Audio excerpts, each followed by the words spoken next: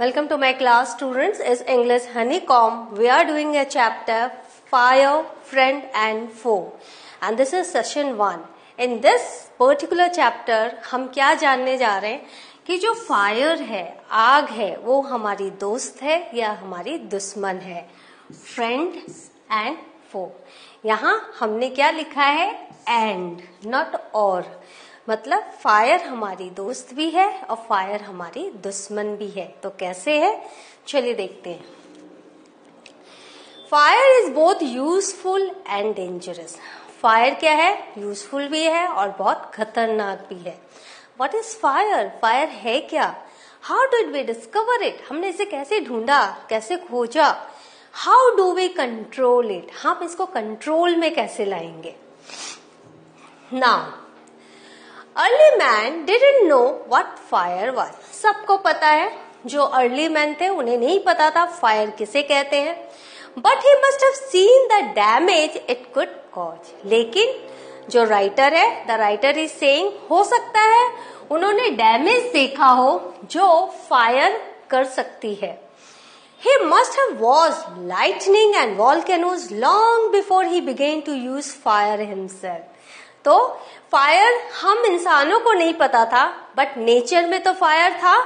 जैसे लाइटनिंग, बिजली जो चमकती थी, और हो सकता है उनके सामने कभी बिजली गिरी भी हो, किसी पेड़ पर आग भी लगी हो. एंड वॉल्केनोज, वो जो ज्वालामुखी फूटते हैं, जब ज्वालामुखी फूटते थे तो आग निकलती है, तो आग वो जानते थे कि ये जो पर्टिकुलर लपट है इससे डैमेज क्या हो सकता है, बट वो खुद डिस्कवर नहीं कर पा रहे थे.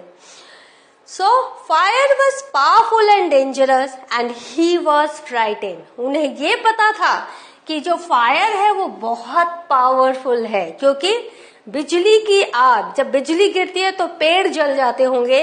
वॉल्केनोज का जब वॉल्केनो फुटता होगा, जो लावा लपट देखते होंगे, तो वो ये तो समझ गए थे fire was very powerful and dangerous. उनके लिए उस समय फायर सिर्फ डेंजरस था एंड ही वॉज फ्राइटेंड. और जो अर्ली मैन था वो बहुत डरता था फायर से.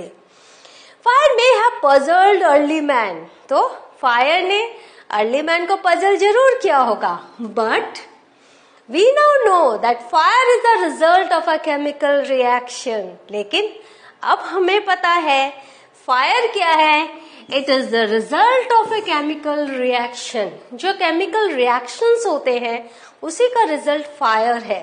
When the oxygen in the air combines with carbon and hydrogen in a fuel, a chemical reaction takes place. तो कैसे केमिकल रिएक्शन होता है? आपको पता है हमारे एयर में ऑक्सीजन है, O2. तो जब ऑक्सीजन जो एयर में है वो कंबाइन होता है, मिलता है विथ कार्बन और हाइड्रोजन से, ये सब एयर में है.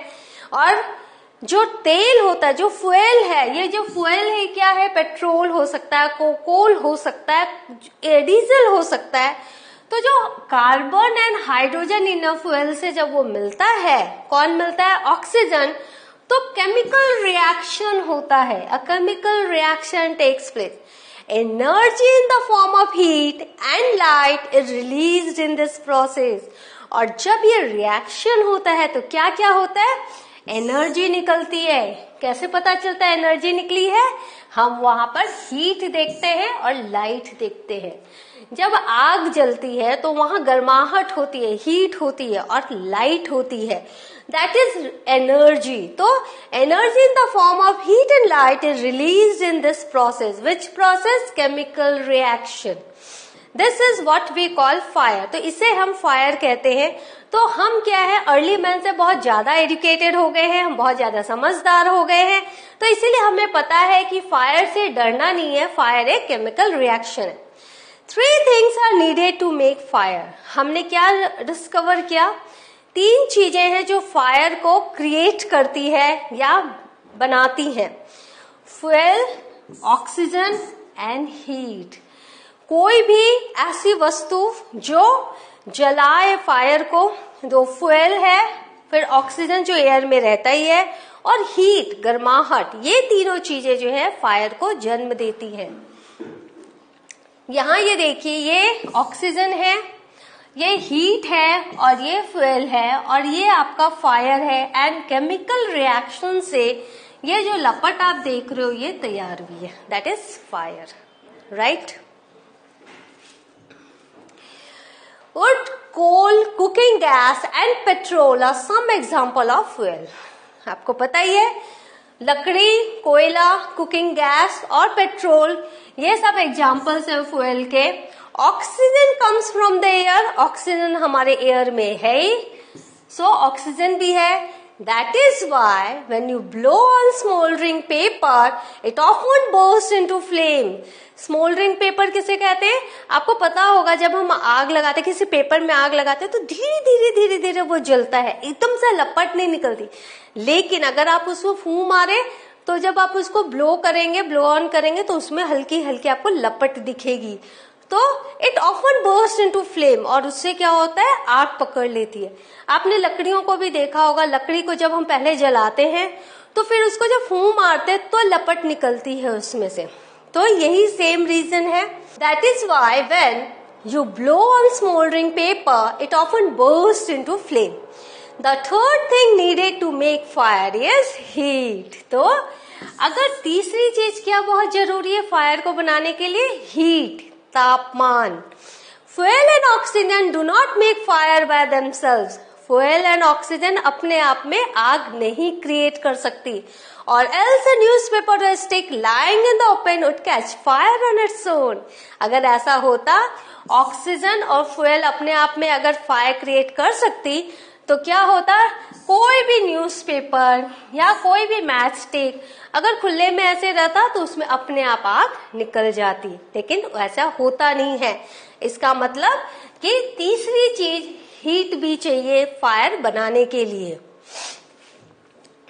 तो यहाँ ये देखो, ये स्मोल्डरिंग पेपर है, यहाँ से धुआं निकलता है लेकिन यहाँ से लपट नहीं निकलती है। इस पेपर को देखो, साइड में देखो, हमने इसको जलाया है, स्मोल्डरिंग पेपर है, धुआं है बट लपट नहीं है, लेकिन हम यहाँ फूंक मारेंगे लपट निकलने लग जाएगी। Smouldering means burn slowly with smoke but no flame. To burn a piece of paper earth, we heat it before it catches fire. We generally do it with a lighted match. तो हम क्या करते हैं, हम match stick से इसको जलाते हैं, इसको हीटेड करते हैं। Every fuel has a particular temperature at which it begins to burn. तो जितनी भी वस्तुएं हैं यहाँ पाई जाती है नेचर में, सबका अपना जलने का एक पर्टिकुलर टेम्परेचर होता है। जब तक वो टेम्परेचर वहां नहीं पहुंचता तब तक उसमें आग नहीं पकड़ती। Every fuel has a particular temperature at which it begins to burn. This temperature is called the flash point or kindling temperature of the fuel. तो अगर वो टेम्परेचर कम हुआ आग नहीं लगेगी, तो इसका मतलब है कि वो फ्लैश पॉइंट या काइंडलिंग टेम्परेचर तक पहुंचने तक उसको हीट देना पड़ता है। It is sometimes said that fire is good servant but a bad master. तो हम हमेशा ये कहा जाता है, इट इज समटाइम्स सेड, कि जो आग है वो गुड सर्वेंट है। आग जो है बहुत अच्छा सर्वेंट है, वो हमारी बहुत सारी जरूरतों को पूरा करता है, हमारे लिए खाना बनाता है, हमें गर्माहट देता है, काफी कुछ वो करता है हमारे के लिए। बट अ बैड मास्टर, लेकिन अगर हम आग को ज्यादा इम्पोर्टेंस दें, अगर वो आग लग जाए पूरे घर में तो क्या हाल होता है आपको पता है। सो fire is a good servant but a bad master. आग से कहते हैं लोग खेलना नहीं चाहिए। It only means that fire is very useful as long as it is kept under control. तो इसीलिए कहा गया है फायर तब तक ही बहुत यूजफुल है जब तक आप इसको कंट्रोल में रखना जानते हो। So fire is very useful as long as it is kept under control. यहाँ ये देखो, हमने जो आपको काइंडलिंग टेम्परेचर के बारे में अभी बताया मैंने, और take sometimes to catch fire. अगर आप लकड़ी देखोगे तो इसमें लपट निकलने में थोड़ा समय लगता है, लेकिन petrol, kerosene etcetera catches fire instantly. लेकिन अगर पेट्रोल देखेंगे, केरोसिन देखेंगे तो इसमें तुरंत आग लगती है। तो इसका मतलब क्या है कि इनका जो टेम्परेचर है, फ्लैश पॉइंट या काइंडलिंग टेम्परेचर, ये डिफरेंट है. For instance, for example, we use it to cook our food, warm our homes in winter and to generate electricity. अब कैसे गुड सर्वेंट है फायर? हम क्या करते हैं, अपना खाना बनाते हैं आग के द्वारा, हम अपने घरों को गर्म रखते हैं जब विंटर आता है, और हम इलेक्ट्रिसिटी भी जनरेट करते हैं आग से. But on the other hand, if fire gets out of control, it can be very dangerous. लेकिन अगर फायर आउट ऑफ कंट्रोल हो गया तो ये बहुत डेंजरस हो जाता है. Each year thousands of homes and shops are damaged by fire. आपने कई घटनाएं सुनी होंगी कि हजारों घर, दुकानें जल गई फायर के कारण. Vast areas of forest are also destroyed. पूरा का पूरा जंगल का बड़ा से बड़ा हिस्सा तक जल जाता है. And hundreds of people are killed or injured. और कई 100 लोग मर जाते हैं, इंज्योर्ड हो जाते हैं.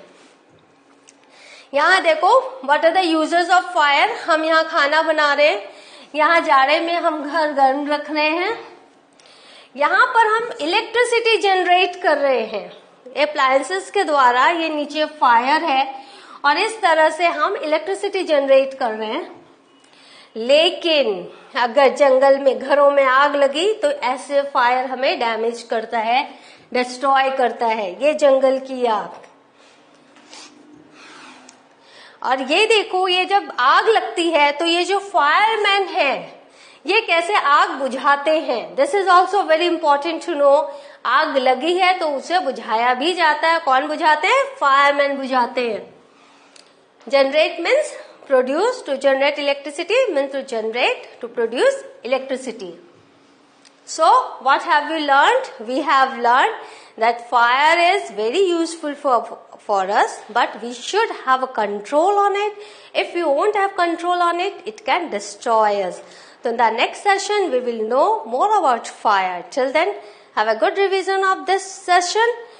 फायर से बच के रहिए, उसको कंट्रोल में रखना सीखिए. I'll meet you in the next session. Thank you.